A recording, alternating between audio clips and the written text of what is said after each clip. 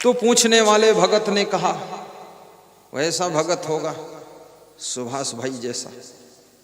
तर्क से पूछा, कहा अगर थोड़ा अधकचरा साधु हो उसकी सेवा कर दे तो।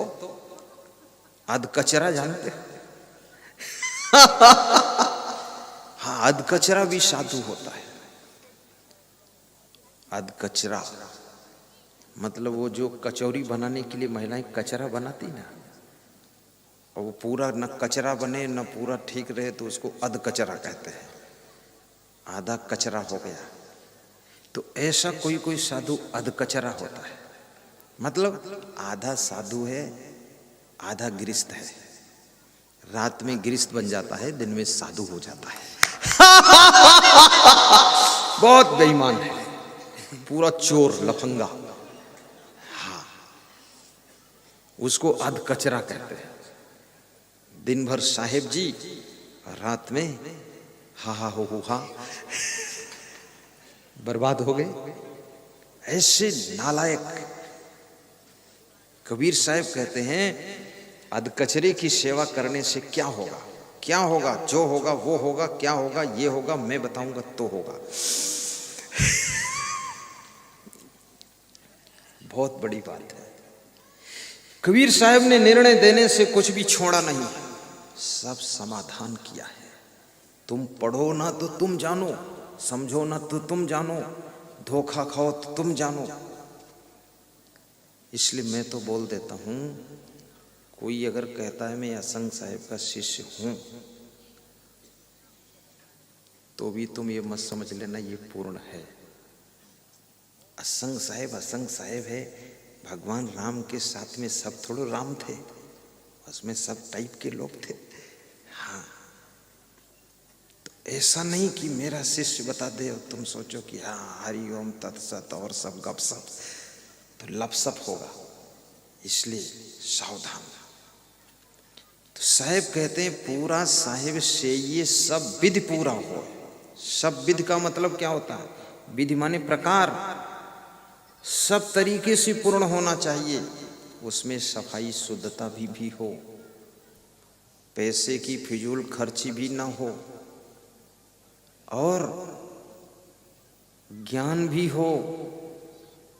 भक्त की रोटी खाए तो भक्त को समझा भी सकता हो। करोड़ों परिवारों का कलह कलेश खत्म हुआ है, ये जिनका प्रवचन तुम सुन रहे हो। करोड़ों परिवारों का, इस देश में नहीं विदेश में भी पति पत्नी के झगड़े शांत हुए हैं।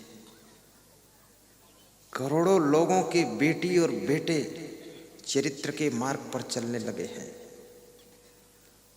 ऐसे थोड़े हम तुम्हारी रोटी लेते हैं। वो कल हमको रोटी दे गया था वो भैया हमारा रमेश, कि ये जो है महीना भर खा सकते हैं। उसको ऐसा संदेह होता पता नहीं खाना मिले ना मिले इनको।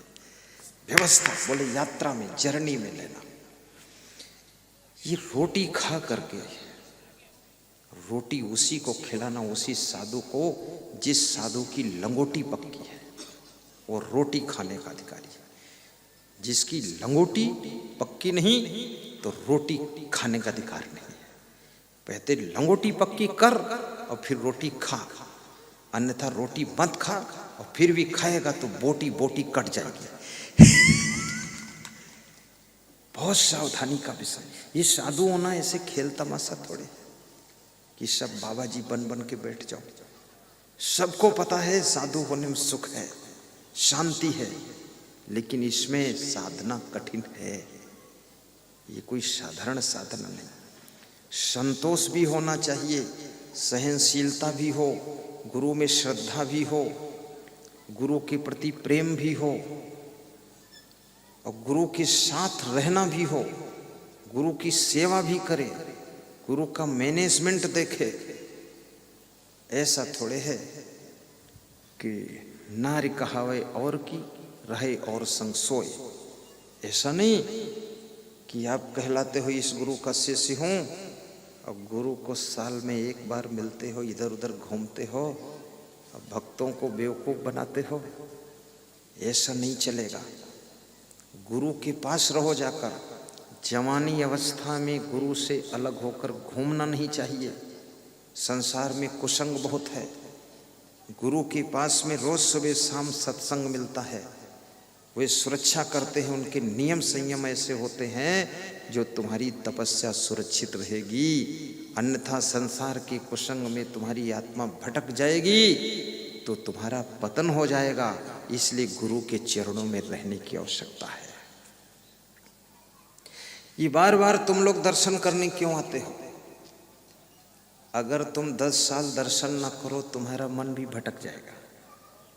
दर्शन कर लेते हो, प्रवचन सुन लेते हो, चरण छू लेते हो, सेवा कर लेते हो, गुरु की 2 बातें समझ लेते हो, उनसे प्रेम करते हो, तो तुम्हारे मन में वह शक्ति पैदा होती है कि तुम अपने आप को अच्छी राह पर चलाने लायक बन जाते हो। ये बार बार सत्संग सुनना चाहिए। तो कबीर साहब कहते हैं सब विधि पूरा हो, उसमें सद्गुण भी हो, संत में सदाचार भी हो, वैराग्य भी हो, शुद्ध ब्रह्मचर्य का पालन करता हो, नियम संयम हो, बीजक का पाठ करता हो, विशाल वचनामृत का पाठ करता हो, और उसको याद भी होना चाहिए, और साथ साथ में गम भी खा लेता हो, आग बबूला ना हो, सब विधि पूरा हो, और उदार भी हो। कहीं दान वान मिले तो उसको सही जगह खर्च भी करे, पोटली बांध बांध कर रखता न चला जाए। कम से कम 25-30 आश्रमों में आपका दिया हुआ दान मैंने खर्च करा के उन आश्रमों को आगे बढ़ा दिया है। जो आश्रम अपने नहीं थे, दूसरों के ही हैं, उनको भी सहयोग करना चाहिए। क्योंकि ये जो भक्त लोग हमें दान देते हैं, ये धन मेरा नहीं है, ये इसलिए देते हैं कि गुरुदेव मेरे धन को आप सही जगह खर्च कर देना तो मेरा धन पुण्य में लग जाएगा, इसलिए देते हैं। अभी जैसे कुंभ मेला होने जा रहा प्रयागराज में, 1 करोड़ का बजट है वहां का, और लगभग 30 लाख इकट्ठा हो चुका है। 70 लाख और आना है। अब ये कैसे आएगा? जंतर मंतर तंत्र से आएगा। हाँ, और अपना कैंप एक ऐसा कैंप होगा जहाँ किसी को मना नहीं किया जाएगा कि गेट बंद हो गया है, भोजन नहीं मिलेगा, तुम किस पंथ के हो, किस गुरु चेले हो, ऐसा कोई पूछताछ नहीं होगी। खुला गेट रहेगा। जिसको आने की इतनी इच्छा हो, जिसका मतलब मन हो, चाहे जिस पंथ का हो या कोई पंथ का ना हो, बिना पंथ का हो, चाहे दारू पीता हो, आ जाओ, भोजन करो, प्रवचन सुनो, दारू छूट जाएगी, बिल्कुल छूटेगी। सबके लिए खुला फाटक रहेगा और आपका दिया हुआ दान ठीक से उसमें लगाया जाएगा। ये जो मेरे पास दान डब्बा रहता ना, इसमें ताला लगा हुआ है। एक छोटा दान डब्बा रहता है, उसमें भी ताला। मेरे पास चाबी नहीं रहती, ना मेरे कमरे में रहती है, ना मेरी झोली में रहती है। एक संत जो अपने बाप को भी 1 रुपया नहीं दे सकता है, उसके पास चाबी रहती है। उसको चाबी देता हूँ। दूसरा संत कह रहा था ये अपने बाप को भी 1 रुपया नहीं देगा, तो हमने कहा बाप की छोड़ो, मुझको नहीं देता। और मैं कभी उससे लेता हूँ तो उसका हिसाब देना पड़ता मुझको। हाँ, वो पूछता है आपकी झोली में 11,000 थे, उसका हिसाब नहीं आया है। तो मैं उसको बताता हूँ इतना तो एरोप्लेन के टिकट में खर्च हुआ है और ये वापसी है, ले ले। मैं हिसाब देता हूँ, मैं गड़बड़ सड़बड़ काम नहीं रखता हूँ।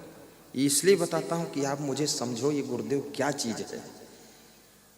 मैं अपने 10 रुपये का हिसाब दे देता हूँ और अपने पास पैसे नहीं रखता हूँ, सब डब्बे में डलवाता हूँ।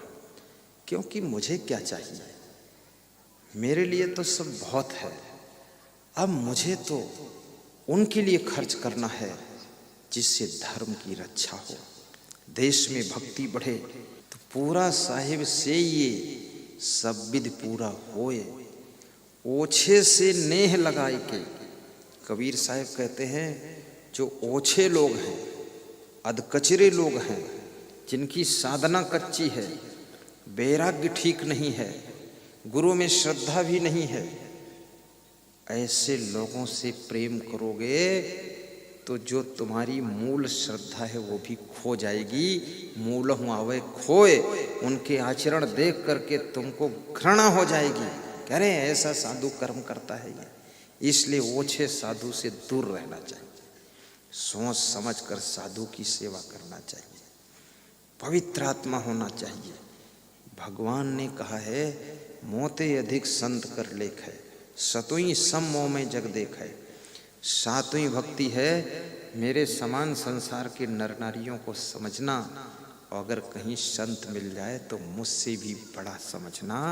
राम कहते हैं कि संत मुझसे भी बड़ा होता है, तो संत को सोचना चाहिए कि भगवान ने तुझको बड़ा कहा है तो तू बड़ा बनकर ही रह। तू इतना बड़ा है फिर भी कहाँ खड़ा है, और कहाँ गलतियों में पड़ा है, और बुराइयों में सड़ा है, और कोई कुछ बोल दे तो उससे लड़ा है। कैसा तू घोड़ा है, हाँ गड़बड़ मचाता है। तो संत वैराग्यवान होना चाहिए, सबका कल्याण कर सके ऐसा संत होना चाहिए, उसमें कोई विषय वासना ना हो, ऐसा महानता उसके अंदर हो। संत को बहुत सजग रहना चाहिए, साहिब बंदगी बोलना चाहिए, विनम्र भी होना चाहिए, और जवानी अवस्था में अकेले अकेले इधर उधर घूमना नहीं चाहिए। शेर भी अकेला जब हो जाता है तो उसको भैंसे मार देते हैं, कुत्ते नोच डालते हैं। तो ये साधु अकेला हो जाएगा तो इस जवान साधु को कुसंगत के कुत्ते नोच डालेंगे। इसलिए इसको गुरु की सुरक्षा में रहना चाहिए, कंट्रोल में रहना चाहिए। गुरु बचाएगा, और इस बचाने के लिए मैंने बहुत बड़ा प्रबंध किया हूँ। सभी बर्तन भी लेकर चलता हूँ, कढ़ाई, चिमटा, तावा, चूल्हा, रोटी चूल्हा, खाली गैस सिलेंडर मंगाता हूँ, चलनी, बेलन, चौकी, सब भगोना, सब टोटल बर्तन लाता, ताकि किसी के घर से मांगना ना पड़े, ज़्यादा संपर्क करना ना पड़े, इसलिए। और सफाई शुद्धता भी रहे। दूसरा, गद्दा, रजाई, मच्छरदानी, सब बिछावन, पूरा pandal, tent, light, mic, generator, truck, गाड़ी, घोड़ा, सब पूरा 12 गाड़ियां साथ में चलती है कि किसी से गद्दा वद्दा भी मांगना ना पड़े, फालतू संपर्क कम हो। क्योंकि कोई महिला चूल्हे में रोटी सेंकती है तो चिमटा से सेंकती है, हाथ नहीं डालती है। और रोटी सेंकना भी जरूरी है क्योंकि घर के लोग भूखे, उनको खाना है। इसी तरह संत को ज्ञान की रोटी सेंकना भी है और संसार की भट्ठी में सेंकना है, पर संयम नियम का चिमटा लगाकर सेंकना है, ताकि संसार का कोई नर नारी ज्ञान का भूखा ना रहे, उसको तृप्त किया जा सके। पर संत को स्वयं भी बचना है। कितना संत तो इतना फोहड़ है कि साधु बनता है फिर सदुनी को साथ में रखता है। सदुना सदुनी, विधुना विधुनी। मैं तो बहुत टाइट रहता हूँ इसमें, उसकी पूरी मजाक उड़ाता हूँ, भगा भी देता हूँ। कहाँ से सदुनी ला दे घूम रहा है, बोलता है इसका भी कल्याण कर दूंगा। मैंने कहा तू तेरा कर पाया कि इसे कर देगा, तू क्या कल्याण करेगा। वसुंधरा राजे सिंधिया मुख्यमंत्री, मायावती मुख्यमंत्री, इंदिरा गांधी प्रधानमंत्री, सुषमा स्वराज विदेश मंत्री। नारी में तो इतनी शक्ति है, पूरे देश को चला सकती है, और नारी ही घर घर को चलाती है। तू कहाँ वहां सदुनी बनाकर चला रहा फालतू। तो ऐसे फोकटाहा सधुआ का मैं काफी अपमान भी कर देता हूं, निकालो बाहर इसको। क्योंकि अब हमने घर छोड़ा, माता पिता को छोड़ा, भाई बहन को छोड़ा, और ये बीच में कहां से राम देवी ढूंढ के लाए हो। क्या मतलब हुआ घर छोड़ने से, बताइए। घर के लोग कहते हैं हमारा बेटा महान बन गया, और उनका बेटा यहाँ सदुनी लिए घूम रहा है। हाँ, और छत्तीसगढ़ में बदनाम हुआ तो गुजरात में घूम रहा है, और गुजरात में बदनाम हुआ तो महाराष्ट्र में निकल गया। इतना बेईमान है। इसलिए भगत भगत को भी संपर्क रखना चाहिए। अगर कोई साधु गड़बड़ी करता है तो एक भगत दूसरे भगत को सजेस्ट कर दे कि सावधान रहिए, गलत है, इसका सम्मान मत कीजिए। गलत व्यक्ति का जब सम्मान तुम करते हो तो उस गलत व्यक्ति का सुधार कभी नहीं होगा, और गलत और गलती करता चला जाएगा, और अच्छे लोगों को दबाता चले जाएगा, और पूरा भ्रष्टाचार फैलता चला जाएगा। इसलिए गलत व्यक्ति का सम्मान नहीं होना चाहिए, सम्मान अच्छे व्यक्ति का ही होना चाहिए, अच्छे संत का होना चाहिए। पूरा साहिब से ये सब विध पूरा होए, ओछे से नेह लगाए कि मूलहु आवे खोए। ये कबीर साहिब की साखी है। इसीलिए तो कबीर साहिब का लोहा मानते हैं सब लोग। ये सबके लिए कबीर साहिब ने यही बात कही है, सबके लिए, सब साधुओं के लिए है। भक्तों को सावधानी दिया है कि जो साधना में पूर्ण है उसकी सेवा करो। किसी जगह सत्संग था छत्तीसगढ़ में, तो उसमें 150 साधु आया था और 80 श्रोता आया था। तो वो सत्संग होने के बाद साधु लोग मीटिंग में बैठे, बोले यार असंग साहिब में क्या कला है, अकेले इतना भारी पड़ जाते हैं, क्यों अकेले प्रवचन देते हैं और 10,000 लोग बैठ जाता है, 20,000 बैठ जाता है।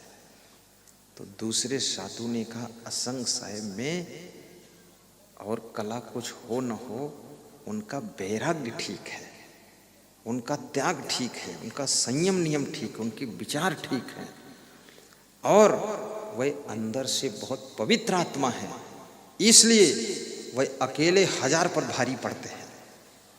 वास्तव में जिंदा एक आदमी काफी है घर बचाने के लिए, और मुर्दे 1000 बेकार हैं, वह घर नहीं बचा सकते हैं, घर में सड़न पैदा कर सकते हैं।